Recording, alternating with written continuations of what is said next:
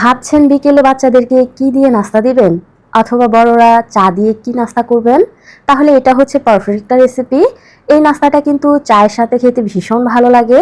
চাইলে কিন্তু বাচ্চাদের টিফিনেও দিতে পারেন। এটার মধ্যে যে কোনো একটা বাটার ক্রিম অথবা ফ্রেশ ক্রিম দিয়ে, চাইলে কিন্তু আবার চিকেনের ফিলিংও ঢুকিয়ে দিতে পারেন, অথবা চাইলে ডিমের কিমা। যে যেটা দিয়ে খান না কেন, এটা কিন্তু খেতে ভীষণ ভালো লাগে। অবশ্যই বাসায় একবার ট্রাই করার অনুরোধ রইল। আমার ভিডিওটা যদি আপনাদের ভালো লেগে থাকে তাহলে অবশ্যই চ্যানেলটা সাবস্ক্রাইব করে দিবেন, বেল বাটনটা অন করে দিবেন আমার পরবর্তী ভিডিও নোটিফিকেশন সবার আগে পাওয়ার জন্য। তাহলে এই রেসিপিটা কিভাবে বানাবেন চলেন দেখে নিই। মিক্সিং বলে আমি 2 কাপ ময়দা নিয়ে নিলাম। আপনারা চাইলে কিন্তু আটা দিয়েও করতে পারবেন, তবে ময়দা দিয়ে করলে অনেক সফট হয়। এখানে আমি লবণ দিয়ে দিলাম 1/4 চা চামচ, অথবা আপনি চাইলে আপনার স্বাদ অনুযায়ী অ্যাড করে দিতে পারবেন। এখানে আমি চিনি দিয়ে দিলাম 1/4 কাপ, আর একটা কাঁচামরিচ আমি কুচি করে দিয়ে দিয়েছি, আপনারা চাইলে স্কিপ করতে পারেন। গাজর কুচি দিয়ে দিলাম 1/4 কাপ, আর একটা ডিম আমি ভেঙে দিয়ে দিচ্ছি।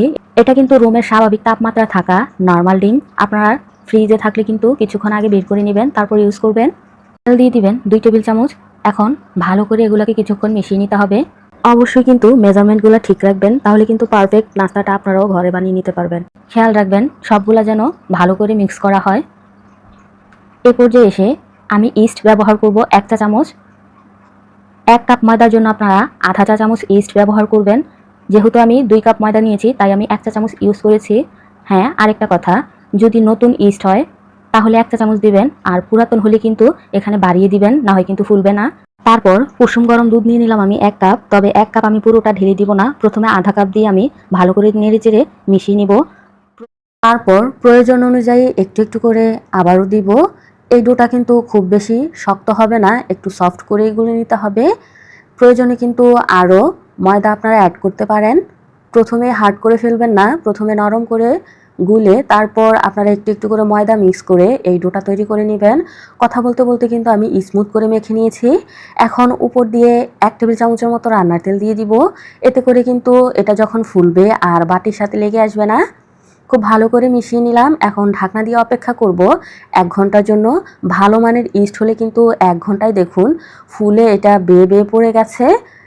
আমার ইস্টটা কিন্তু অনেক ভালো, তাই আপনারা নিশ্চয়ই খেয়াল করেছেন এটা কতটা ফুলে গেছে। আচ্ছা, এখন আমি এটা সারফেসের মধ্যে নিয়ে নিচ্ছি।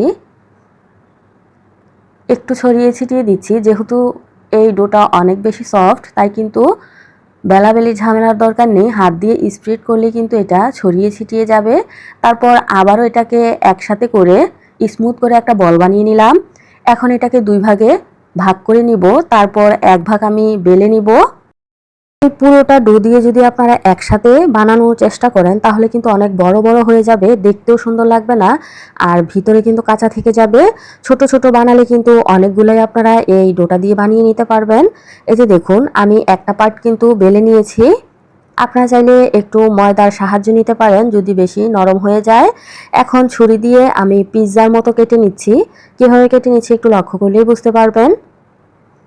খুবই ইজি একটা প্রসেস, আপনারা চেষ্টা করলেই পারবেন। তারপর হাত দিয়ে একটু চেপে চেপে দিবেন যাতে করে শেপটা নষ্ট না হয়ে যায়। এভাবেই কিন্তু আমি বাকি সবগুলোও কেটে নিচ্ছি। একটা রুটি থেকে কিন্তু আমার মোট 8টা বের হয়েছে, অর্থাৎ 2টা রুটির থেকে আমার 16টা রুটি বের হবে। এখন উপর দিয়ে একটু পানি ব্রাশ করে দিলাম, আর এখানে আমি কালো তিল সাদা তিল দুইটাই ইউজ করেছি। যেহেতু পানি লাগানো হয়েছে একটু চাপ দিলেই কিন্তু এগুলা খুব ইজিলি লেগে যাবে। আপনাদের যাদের কাছে তিলটা ভালো লাগে না আপনারা কিন্তু স্কিপ করতে পারেন, এভাবেও কিন্তু খেতে ভীষণ ভালো লাগে। এই যে দেখুন তিলটা দেওয়ার কারণে কতটা লোভনীয় হয়েছে। এভাবেই কিন্তু আমি বাকি সবগুলোও করে নিব। আর করার পর এগুলাকে আমি 15 থেকে 20 মিনিট রেস্টে রেখে দিব। যখন ফুলে ডাবল হয়ে যাবে তখন কিন্তু এগুলাকে আমি ভেজে নিব। এখন ছোট ছোট দেখা গেলেও কিছুক্ষণ রাখার পর এগুলো ফুলে কিন্তু ডাবল হয়ে যাবে। এই যে দেখুন কতটা ফুলে ডাবল হয়ে গেছে। আর মিডিয়াম আছে তেলটাকে মিডিয়াম গরম করে কিন্তু আমি একে একে 3টা ছেড়ে দিয়েছি। আপনাদের প্যান অনুযায়ী আপনারা কম বেশি করে নিতে পারেন, তবে ঘিজিবিজি করবেন না, এতে করে কিন্তু ফুলতে পারবে না। এই যে দেখুন এক পার্ট ভাজা হয়ে গেলেই আমি উল্টে দিচ্ছি। আর এই কালারটাও কিন্তু আপনারা আপনাদের মন মতো আনতে পারবেন। বেশি ভাজলে কিন্তু বেশি কড়া হয়ে যাবে, তাই কিছুটা অল্প করেই ভেজে নেবেন। এই যে দেখুন কতটা সুন্দর আর লোভনীয় হয়েছে, মাশাআল্লাহ। এভাবেই কিন্তু আমি আরেক ব্যাচও আপনাদেরকে ভেজে দেখাচ্ছি। এই যে দেখুন আবারও 3টা কিন্তু আমি দিয়ে দিলাম।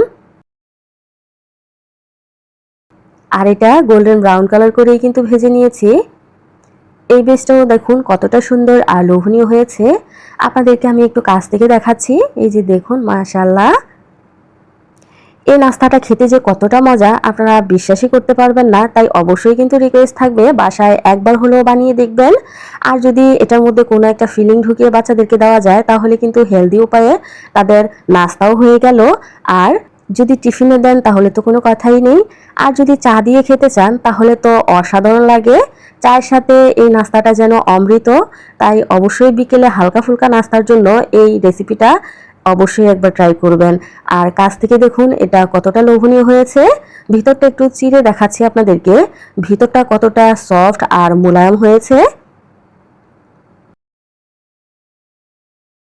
মাশাআল্লাহ, ভিতরটা দেখুন কতটা সফট আর মোলায়েম হয়েছে। এই সফট নরম তুলতুলে নাস্তাটা প্রথম দেখাতেই যে কেউ কিন্তু মন কেড়ে নেবে। এই যে দেখুন আমি একটু চায় ভিজিয়ে আপনাদের সাথে শেয়ার করতেছি। এটা কাছ থেকে দেখুন কতটা লোভনীয় মনে হয়।